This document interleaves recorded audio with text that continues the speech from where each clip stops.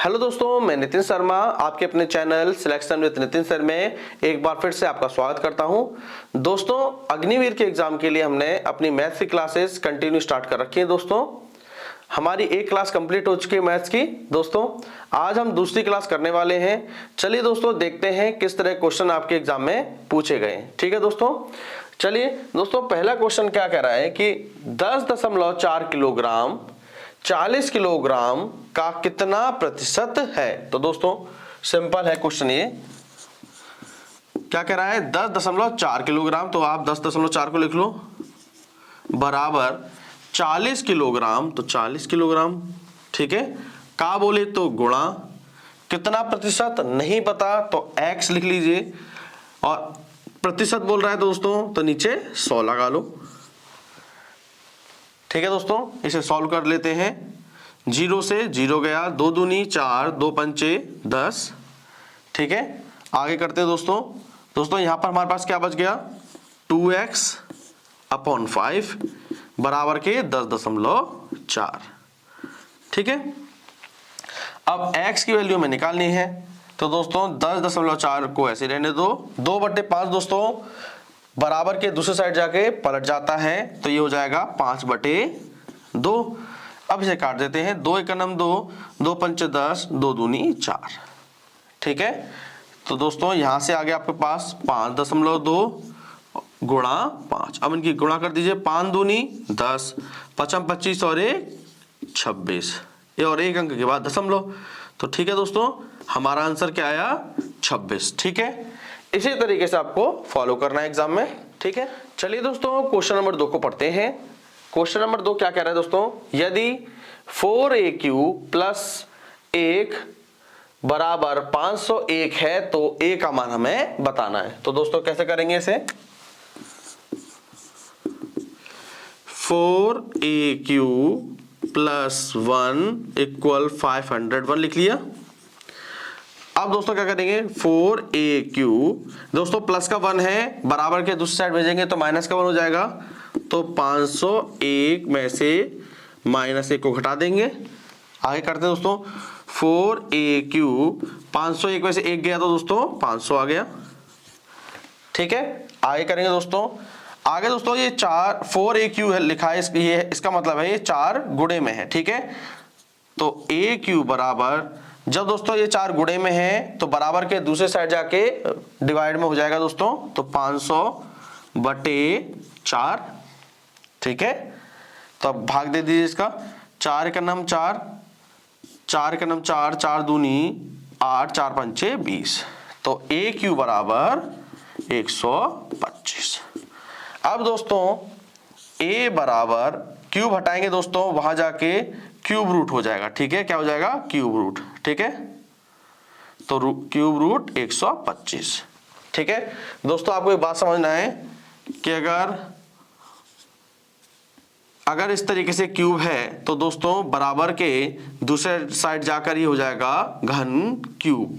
ठीक है, अगर होल क्यूब लगा है तो बराबर के दूसरे साइड जाके घन क्यूब हो जाएगा। ठीक है, क्लियर है यहां तक। तो दोस्तों क्यूब हटाया यहां से हमने, तो दूसरी साइड जाके घन क्यूब हो गया।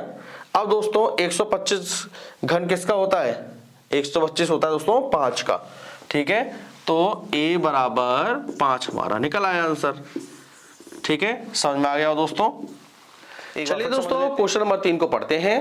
क्वेश्चन नंबर 3 क्या कह रहा है दोस्तों, 5000 रुपए पर 8% दर से 2 साल का साधारण ब्याज पूछ रहा है। तो दोस्तों साधारण ब्याज का फॉर्मूला क्या होता है,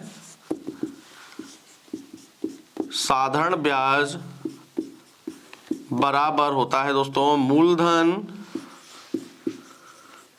गुणा दर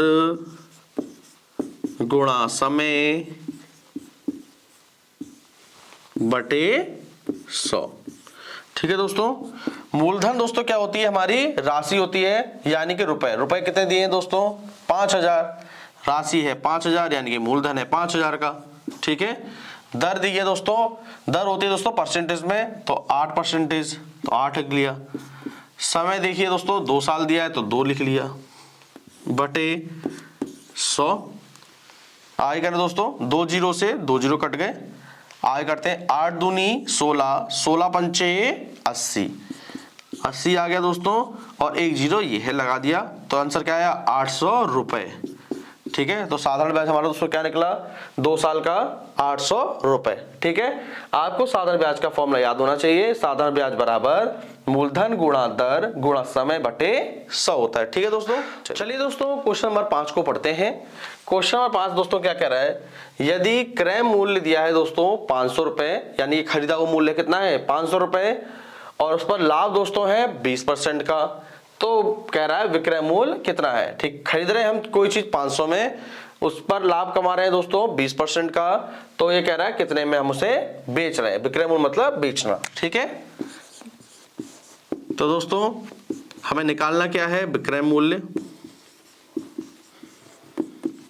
दोस्तों खरीदा कितने का है हमने 500 रुपए का, और 500 रुपए पर हमें 20% लाभ हो रहा है, तो गुणा क्या करेंगे दोस्तों 120 करेंगे। ठीक है, ठीक है, लाभ हो रहा है यानी कि 100 में ही हमें बढ़ाना है। ठीक है, 100 में हमें कितना बढ़ाना है 20% बढ़ाना है। ठीक है, तो 120 बटे 100 हो गया। अब काट दीजिए दोस्तों, 2 जीरो से 2 जीरो गए, 12 पंचे 60, और एक जीरो ये है दोस्तों 600। तो दोस्तों हमने कितने रुपए में बेचा 600 रुपए में बेचा होगा दोस्तों हमने। ठीक है, बहुत बेसिक क्वेश्चन था, इसी तरीके से आपको फॉलो करना है। चलिए दोस्तों क्वेश्चन नंबर 5 को पढ़ते हैं।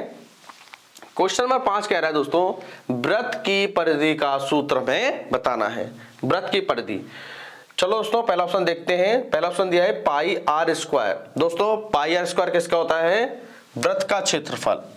पाई आर स्क्वायर होता है फॉर्मूला वृत्त के क्षेत्रफल का। ठीक है, तो दोस्तों ये ऑप्शन तो होगा नहीं, ठीक है, क्योंकि ये तो पाई आर स्क्वायर होता है वृत्त के क्षेत्रफल का। अगला दिया है option pi r square h. दोस्तों ये भी नहीं होगा, क्यों, क्योंकि ये बेलन के आयतन का फॉर्मूला है, बेलन का आयतन का फॉर्मूला है। अब दोस्तों सी वाले चेक करते हैं, 2 गुणा लंबाई प्लस चौड़ाई। दोस्तों ये आयतन का होता है, जब आपको आयतन का परिमाप निकालना हो तो इस फॉर्मूले का आपको यूज करना है। ठीक है, अब दोस्तों बच गया ऑप्शन डी 2 पाई आर। दोस्तों ये बिल्कुल सही है। ठीक है, तो वृत्त की परिधि का सूत्र दोस्तों होता है 2 पाई आर। ठीक है, आप इन तीनों को भी नोट कर लीजिएगा। ठीक है दोस्तों, चलिए दोस्तों क्वेश्चन नंबर 6 को पढ़ते हैं। क्वेश्चन नंबर 6 दोस्तों क्या कह रहा है कि यदि किसी वर्ग का क्षेत्रफल 144 वर्ग मीटर है तो उसकी भुजा कितनी होगी। तो दोस्तों इस क्वेश्चन को करने के लिए हमें वर्ग का क्षेत्रफल पता होना चाहिए। तो दोस्तों वर्ग का क्षेत्रफल होता है, वर्ग का क्षेत्रफल होता है दोस्तों भुजा स्क्वायर। ठीक है दोस्तों, आगे करते हैं। क्वेश्चन में दोस्तों वर्ग का क्षेत्रफल दिया है हमको 144, तो वर्ग के क्षेत्रफल की दोस्तों 144 लिख लो, वर्ग के क्षेत्रफल की जगह भुजा स्क्वायर। दोस्तों आपको पता है अगर होल स्क्वायर है तो दूसरे साइड जाके ये रूट बन जाता है, यानी कि वर्गमूल में परिवर्तित हो जाता है।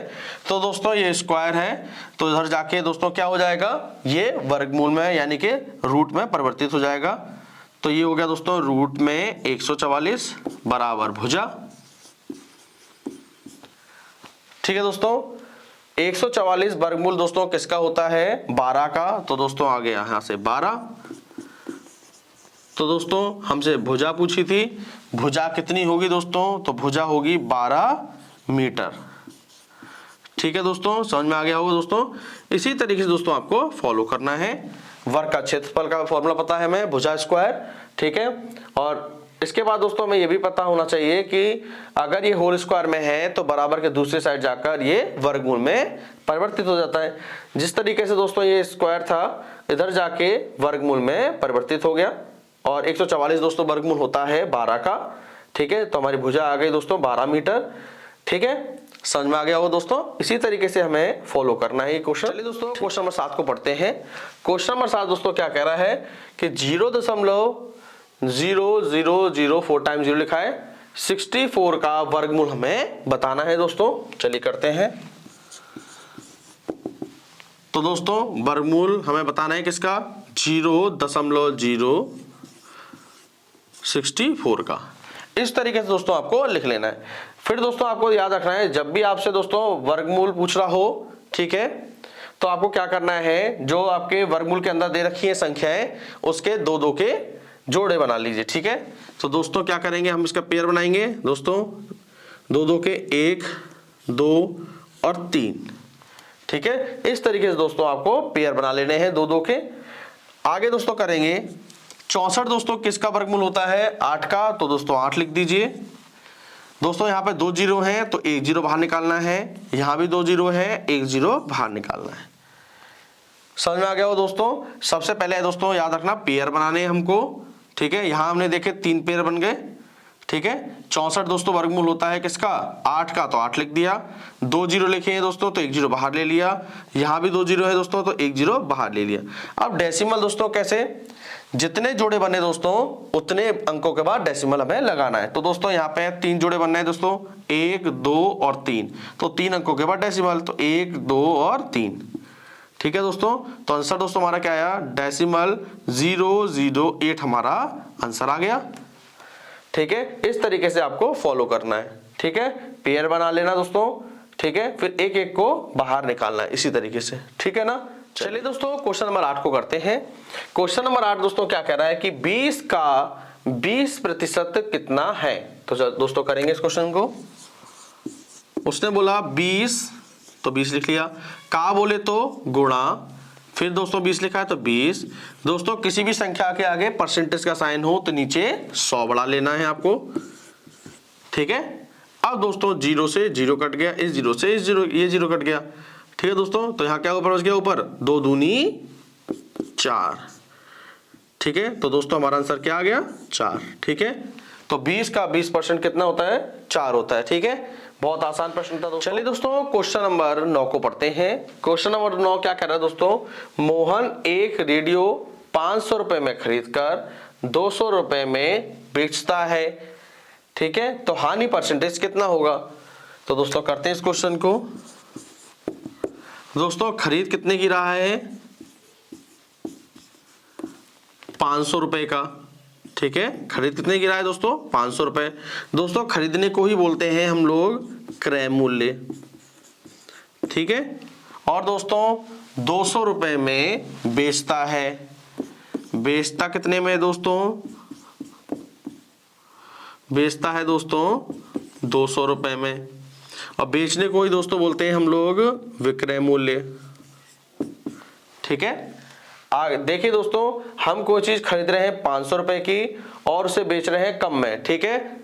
तो दोस्तों हमें क्या करना है, हमें निकालना है दोस्तों हानि। आपको दोस्तों पता है कोई भी चीज हम ज्यादा की खरीदते हैं और कम में बेचेंगे तो हमेशा हानि होगी, और हानि पूछ रहे हैं तो दोस्तों क्या करोगे, क्रय मूल्य में से आपको विक्रय मूल्य घटा लेना है, ठीक है। दोस्तों क्रय मूल्य मेरा है 500 और विक्रय मूल्य दोस्तों 200। 500 में से 200 घटाएंगे दोस्तों 300 रुपए, तो हानि दोस्तों मुझे हो गई 300 रुपए की, ठीक है। बेसिक चीज है दोस्तों। आगे दोस्तों हानि परसेंटेज का हमें फॉर्मूला पता होना चाहिए। हानि परसेंटेज फॉर्मूला होता है दोस्तों हानि बटे क्रय मूल्य गुणा 100। हानि दोस्तों मुझे कितने की हुई, 300, तो 300 लिख लिया। क्रय मूल्य, क्रय मूल्य यानी कि खरीदा हुआ मूल्य, ठीक है। खरीद कितने की रहे दोस्तों, 500 की, तो नीचे 500 लिख लो, गुणा 100 कर दीजिए। 2 जीरो से 2 जीरो कट गए, 5 का 5, 5 6 का 30, यहां से दोस्तों आ गया 60%। तो हानि दोस्तों हमें कितने परसेंटेज की हुई, 60% की दोस्तों हमें हानि हो गई। आपको हानि परसेंटेज का फॉर्मूला पता होना चाहिए, हानि बटा क्रय मूल्य गुणा 100 होता है दोस्तों, ठीक है। चलिए दोस्तों क्वेश्चन नंबर 10 को करते हैं। क्वेश्चन नंबर 10 दोस्तों क्या कह रहा है कि यदि 8 आदमी एक टेनिस कोर्ट 52 दिनों में बना सकते हैं तो 13 आदमी उस काम को कितने दिनों में करेंगे। तो दोस्तों M1 D1 वाले से ये क्वेश्चन हो जाएगा, M1 इंटू D1 बराबर M2 इंटू D2। M मतलब दोस्तों आदमी हो, औरत हो या बच्चे, वो लिखते हैं दोस्तों यहाँ पर M1 की जगह। D1 मतलब होता है दोस्तों दिन। क्या होता है दोस्तों? दिन होता है। यहाँ आदमी की संख्या दी हो या फिर औरतों की संख्या दी हो दोस्तों, और या फिर बच्चों की संख्या दी हो। ठीक है दोस्तों, कुछ भी दिया होगा वो आपको यहाँ लिखना है। M2 की जगह दोस्तों जो दूसरी लाइन है हमारी, उसमें जो आदमी औरत दिए हो हमें वो लिखने हैं। D2 मतलब दूसरा वाला दिन। ठीक है, आगे करते हैं दोस्तों। यदि 8 आदमी, तो M1 की दोस्तों 8 लिख लो, गुणा एक टेनिस कोर्ट 52 दिन हो, तो D1 की जगह दोस्तों 52 लिख लो, बराबर। तो 13 आदमी, दूसरी लाइन में दोस्तों क्या दिया? 13 आदमी, तो M2 की जगह 13 लिख लो, गुणा D2 हमें पता करना है। दोस्तों कर देते हैं। D2 बराबर 8 गुणा 52 बटे 13 गुणे में दोस्तों भाग में चला जाएगा। अब काटते हैं, 13 का नाम 13, 13 चौको 52, 8 चौक 32, तो D2 हमारा दोस्तों क्या आया? 32 दिन आ गया। ठीक है, तो 13 आदमी उस काम को करने में दोस्तों कितने दिन लेंगे? 32 दिन लेंगे। समझ में आ गया हो दोस्तों? दोस्तों आज का जो टॉपिक था, मुझे उम्मीद है आपको अच्छे समझ में आया होगा। दोस्तों आप इसी तरीके से क्लासेस से जुड़े रहेंगे तो 100% आपका स्कोर बेहतर होगा एग्जाम में।